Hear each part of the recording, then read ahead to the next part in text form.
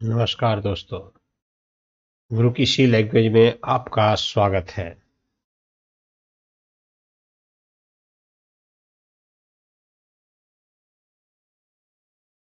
मैंने पिछले लेक्चर में बेसिक कंसेप्ट ऑफ स्ट्रक्चर बता दिया। आज मैं स्ट्रक्चर का local and global, how to define structure is a local and how to define structure is a global, तो आज मैं उसको डिस्कस करूंगा। How to access the data in structure, इसे भी आपको आज बताएंगे। How to access the data, how to store the data, how to retrieve the data in a structure।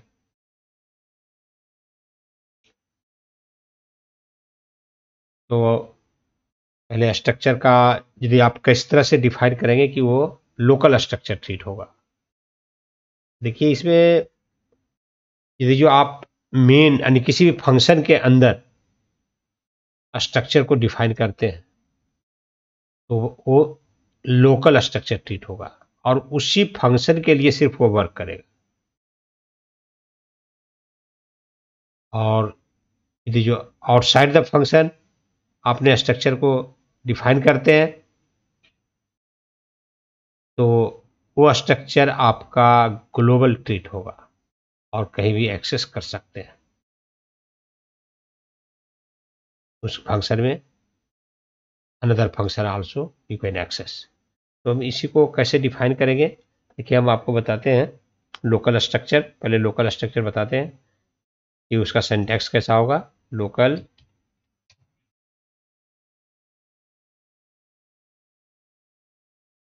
Local structure, ठीक है। लोकल स्ट्रक्चर का आपका सिंटैक्स जो है, लोकल स्ट्रक्चर लोकल स्ट्रक्चर इसका जो सिंटैक्स होगा आपका मेन, इस मेन के अंतर्गत आपने डिफाइन कर दिया structure. Struct student sign integer role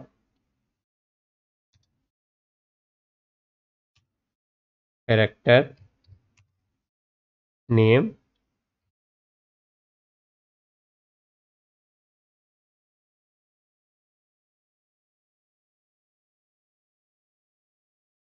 और यहीं पे आपने ऑब्जेक्ट भी आल्सो क्रिएट कर दिया। str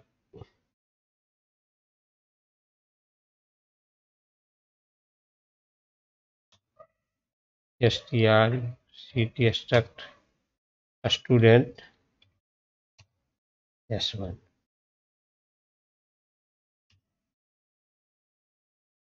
तो यदि आपने इस तरह से डिफाइन करते हैं,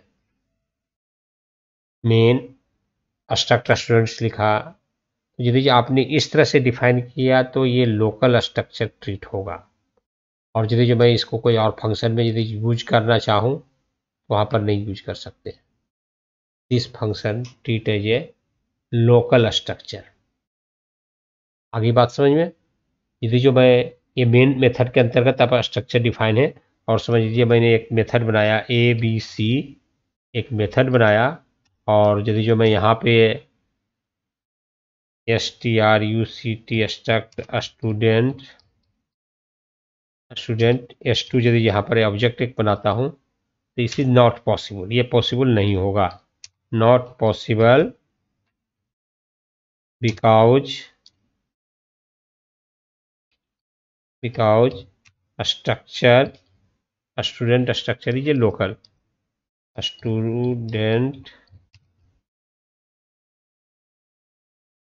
इज लोकल, इसलिए ये पॉसिबल नहीं होगा।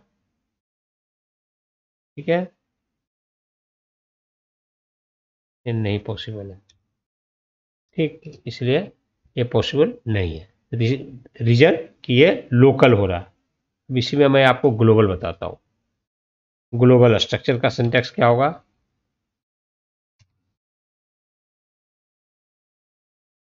ग्लोबल स्ट्रक्चर, जैसे ग्लोबल स्ट्रक्चर आप स्ट्रक्चर डिफाइन करके मेथड के अंतर्गत उसका ऑब्जेक्ट बनाते हैं, चाहे वो किसी भी मेथड में बना ले, तो वहाँ पर वो एक्सेस होता है, इसे हम ग्लोबल स्ट्रक्चर कहते हैं। ग्लोबल स्ट्रक्चर का क्या होगा, struct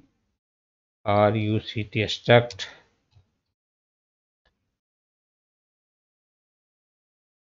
एक स्ट्रक्चर हमने क्रिएट किया स्टूडेंट्स नाम का, इंटीजर रोल कैरेक्टर नेम 10 और इसे मैंने क्लोज कर दिया यहाँ पे। अब ये एक मेन मेथड बना लीजिए आप, मेन मेथड टू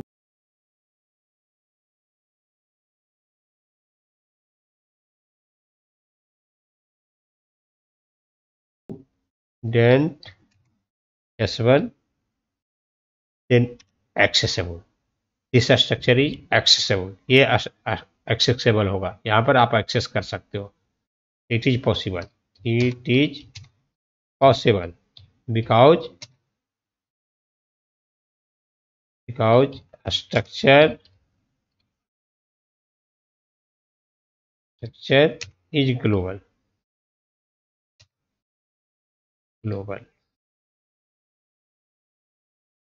ठीक है, ये पॉसिबल हो जाएगा। यदि इसके अंतर्गत एक और, जिसे आप वहाँ पर ऊपर में ABC बनाया था, ABC मेथड है, यहाँ पर भी आप यदि जो एक्सेस करना चाहते हैं, struct स्ट्रक्ट स्टूडेंट s2, तो here is also possible, it is also possible because structure जो है आपका ग्लोबल ट्रीट हो रहा है। क्लियर, तो ये this is the meaning of structure local and global. इस फाइल को मैं सेव कर दे रहा हूं,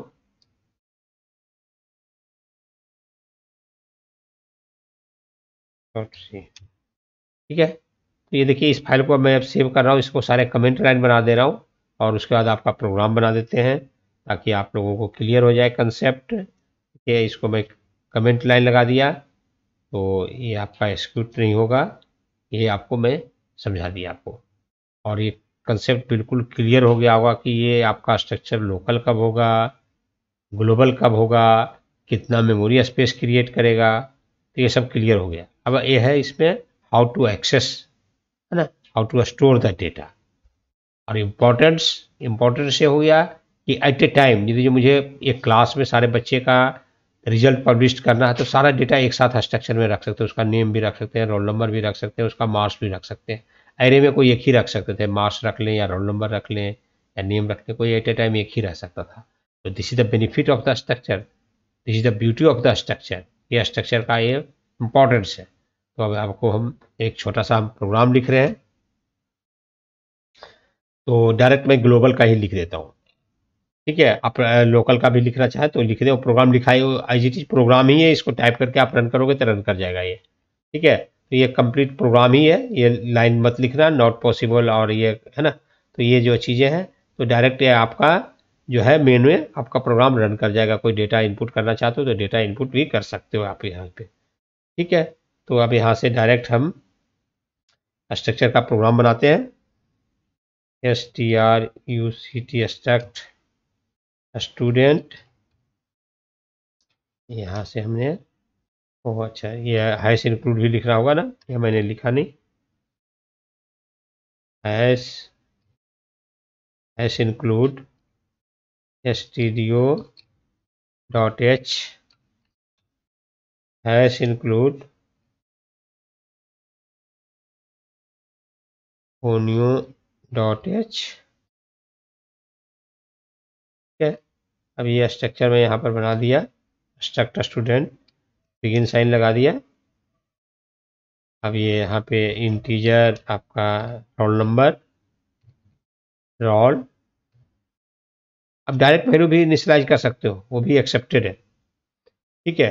कैरेक्टर नेम, और इसको साइज को मैंने 10 कर दिया,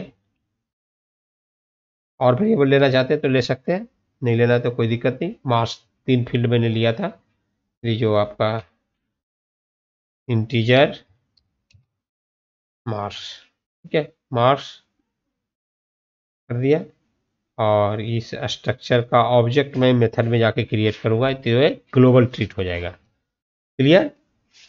तो ये आपका स्ट्रक्चर बन गया। स्ट्रक्चर के अंतर्गत 3 वेरिएबल आ गए, 2 इंटीजर टाइप का आ गया, 1 कैरेक्टर टाइप का आ गया। आप चाहो तो डायरेक्ट इनिशियलाइज कर दो वैल्यू का, या यूजर से भी इनपुट करवा लो। इंटर द रोल नंबर, तो रोल नंबर लिख देगा, नेम है तो नेम लिख देगा। तो जो भी इच्छा है आप दोनों से तरह से आप प्रोग्राम को कर सकते हो, इसमें कोई दिक्कत नहीं है। ठीक है, तो आप इस प्रोग्राम को आप बना सकते हैं आसानी से। तो अब हम इसको मेन मेथड के अंतर्गत void main then begin sign struct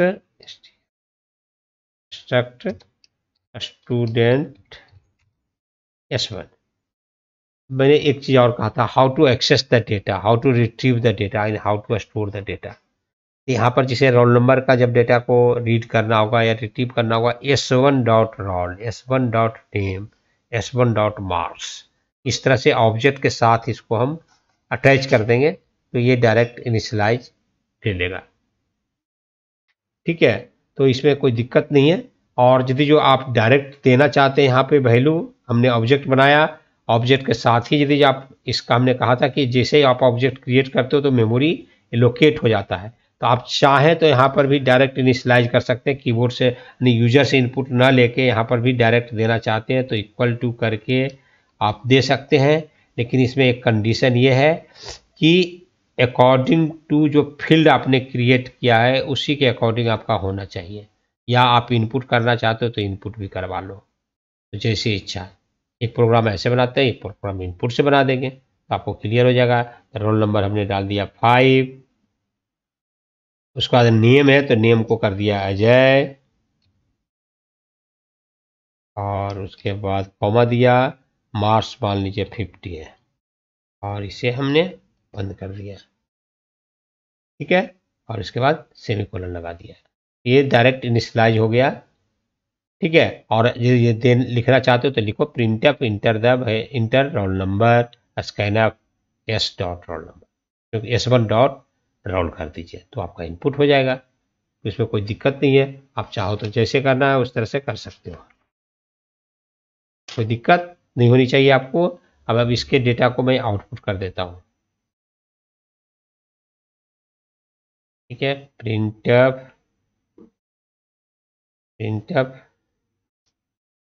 ठीक है, डायरेक्ट हमने इनिशियलाइज कर दिया तो roll equal to roll number equal to percent, ये इंटीजर है तो %d कॉमा क्या हो जाएगा S1 डॉट रोल। ठीक है, सेमीकोलन लगा दिया। एक बार नेक्स्ट लाइन के लिए लिख दो, यहाँ पे एक साथ भी लिख सकते हो, PRINTF प्रिंटफ \n, फिर लिख दिया printf name equal to %s comma S1 dot name.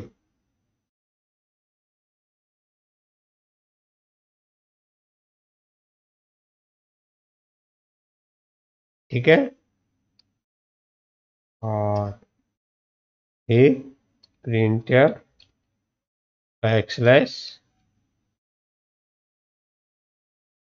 \n। ठीक है, और फिर लिख दिया printf total marks equal to % integer है तो ये फिर जाएगा ये d के साथ, और ये हो गया eve S1 डॉट सेमीकोलन। तो ये आपका डायरेक्ट इनिशियलाइज कर दिया था और उसको हम आउटपुट ले लिए और इसको कर देते हैं गेट ch और ये क्लोज कर दिए।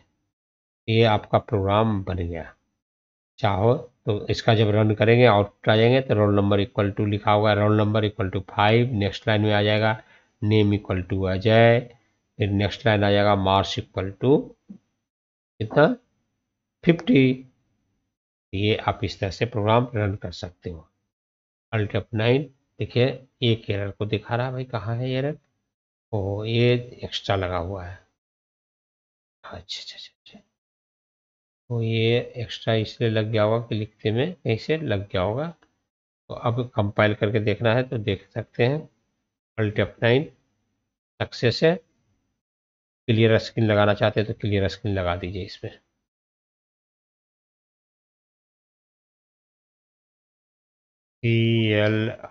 CLRSCR ठीक है, अल्ट F9 सही है, कंट्रोल F9 ये आ गया 5 बजाय 50 डायरेक्ट आ गया। और यदि जो आप लिखना चाहते हैं इनपुट लेना चाहते हैं तो printf enter roll number equal to enter roll number scanf ठीक है, एक सेंटेंस लिख देते हैं कमेंट लाइन में लगा देते हैं तो आप लोग इसको कर सकते हो। मैं कमेंट कर दूंगा ताकि आप यूजर से भी इनपुट ले सकते हो। और मैं कमेंट लाइन के लगा के लिखता हूँ फॉर यूजर इनपुट पर्पस है ना। कमेंट लाइन लगा देता हूँ, ये स्टार हो गया, ये है और यूजर इनपुट पर्पस। यदि आपको यूजर से इनपुट लेना है तो उसके लिए है और यूजर इनपुट पर्पस। यदि आप यूजर से इनपुट लेके इनपुट कराना चाहते हैं तो क्या लिखेंगे printf इंटर रोल नंबर, जो भी इसे लिखना चाहते हो रोल नंबर सेमीकोलन लगा दिया, SCANF स्कैनअप इंटीजर है तो इसलिए %t कॉमा S1 है ना, S1 डॉट रोल %, के साथ %S1 डॉट रोल।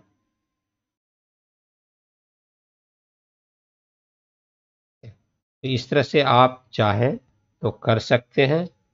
ये कमेंट लाइन कर दिया तो आप इस तरह से भी कर सकते हो। ये सिर्फ आपको दिखाने के लिए बताने के लिए किया, तो इससे आपका प्रोग्राम रन कर जाएगा, कोई दिक्कत नहीं होगी।